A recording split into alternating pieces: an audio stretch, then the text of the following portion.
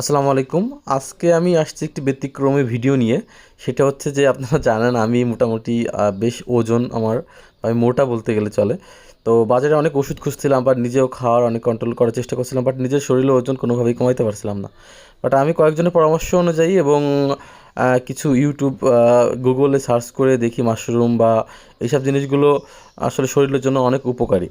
তো আমি ভাবলাম যে নিজের রেসিপি তৈরি করে ফেলি, নিজেই নিজের একটা ওষুধ তৈরি করে দেখি কোনো কাজ হয় কিনা।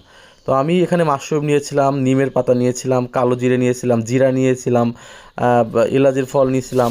এইগুলো আমি আর কি সুন্দর করে রোদে শুকাইছি। শুকানোর পরে এটা ব্লেন্ড করেছি, ব্লেন্ড করে শুকানোর পরে ব্লেন্ড করার পরে এটা একদম গুঁড়ো করে আমরা আবার কোটাজাত করেছি। এটা আমি প্রতিদিন সকাল এবং রাত্রিবেলা খালি পেটে ঘুমানোর আগে এবং ঘুমের থেকে উঠে চামচ নিয়ে গরম পানির সাথে খাবো এবং সাথে লেবুর রস থাকবে।